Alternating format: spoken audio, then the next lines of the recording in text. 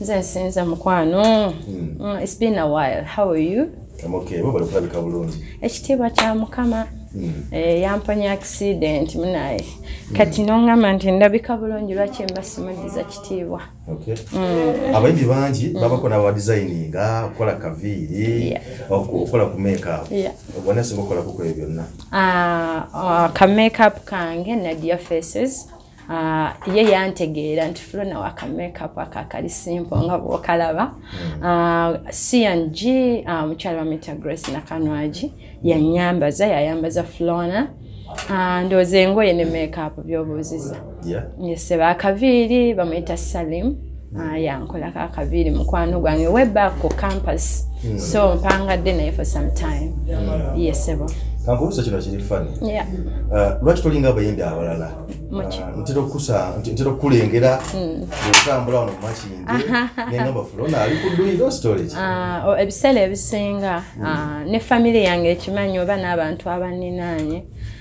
Nze si complicating nnyo obulamu bwange mbubeeza mu mbeera ey'empa emirembe.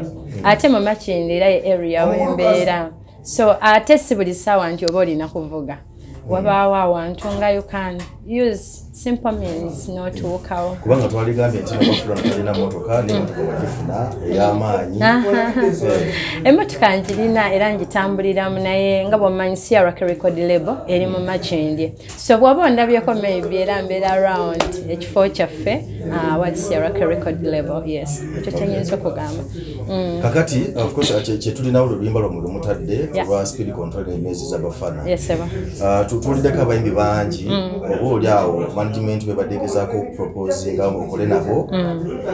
Simanyi gye kyakoma oba munakola nabo oba temujja kukola nabo. Omuyimbi ngani naye lwaki nga Palaso Kinsaha Katolugama n'abalala lwaki mwasazeewo kutandisa ne Ziza Bafana? Kyenyinza okugamba Flona ali mu management. Okitegeera management eba n'enteekateeka zaayo. Flona mukozi osigala ng'oli ki mukozi. So management etuula board members ne basalawo kibo kye beetaaga okusinziira ku strategy zaabwe nga ziba bategese. Kyenyinza okugamba tukyafumba ebintu bingi, korabo nyingi zikyajja, singles eza Flona. So that is their plan okuba nti leero yeno korabo gye baagadde otandika naye. Yes, kyenyinza okugamba. Ziza Bafana omusanzu otya because kati bwe tugeraageranya Flona ne Ziza Bafana dduka nnyo ate gwe nawe muzikuba naye mulala. Mwakwatagana mutya era experience eyo wagisango otya mu studio? Akayimba wakawulidde otya sofa? Kalungi wakagadde. So kyenyinza okugamba nti Flona yayimbye nga Flona ne Bafana n'ateekamu ebibye nga Bafana. But kyenyinza okugamba experience working with Bafana has been fun because it's so funny. Nti he made me okuba nti njagala nekyenkola naye mu ntandikwa nange nali ntidde excuse me. Bafana ye muntu adduka ate omusajja alina energy mu kuyimba nti nange nakirowoozangamu ne ngamba natuulamu ntya but nebaza Katonda nakisobodde twasobodde okugatta amaloboozi ekintu ne kivaayo munnange ate mutuzizzaamu amaanyi ne mukyagala ne mutulaga nti ate omulimu gwe twakoze mulungi. So it's been a wonderful experience. Anti Bafana gw'olaba mu video si Bafana ali ebbali eno. So it's down to earth. Awuliriza tewali we tumwetaagidde n'atalabika ate ng'ajja mu budde. Yes. Okay. Yeah. Police says it okubeera nga involved mu luyimba lwaffe. Okay. Nga bw'olaba speed control tuba twogera ku ki?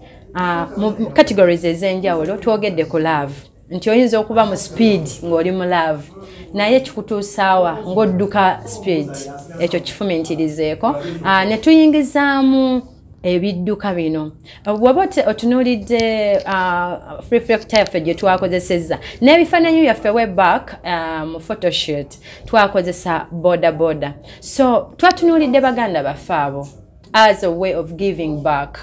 kuba bali emulago babawanisa amagulu bannange naye nga speed y'amaanyi so as a way of okubanga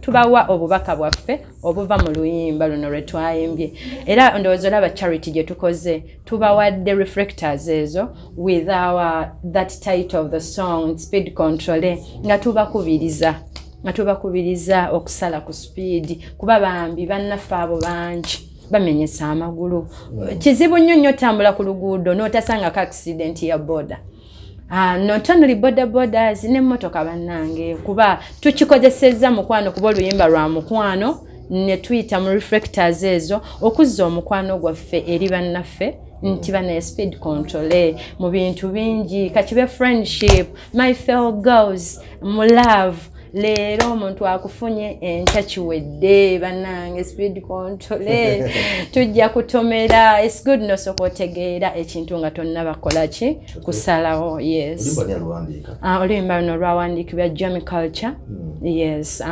management ya Bafana ne ya Flona they appreciated this work ne basalawo tukola oluyimba ya audio audio twamukolera wano ku CRKM Air Records n'aba mastered by Digibawa ya video eno yakoleddwa Jerome Kakane that is KJ Frames yes sebo okay kale kati nga tudde ku music ko ndi sure nti oli muwuma wuma cheche nze nga nkozesa bijiiko toli muwuma wuma zanne mukozesa like ndya nnyo omuceere omuceere ogwo guyita nnyo mu gapse so nasalawo kozesa jiiko wuma nenze esonyiwa tonna kibiina na kimu kyoli mukyabayinzi nze nkugambye kwentyo ne Flona lwaki toli muwuma nkozesa jiiko anti nkugambye wendi omuceere gwange guyita muki kyekyo kyenzizeemu sirina ansanda kale kati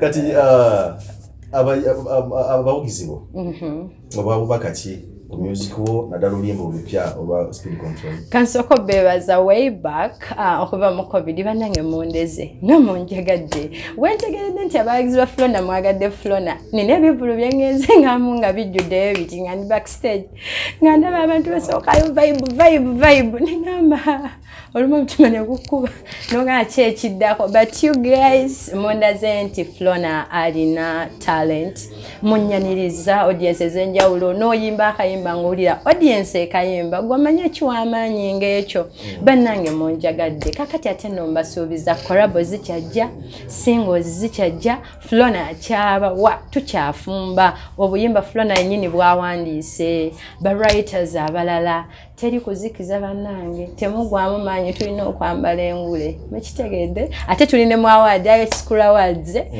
mulonde bannange ogenda ku Facebook link tubadde tuzigabira abantu baffe ne ku social media handles kweziri bannange munonde munzimbise akyenyenzo basaba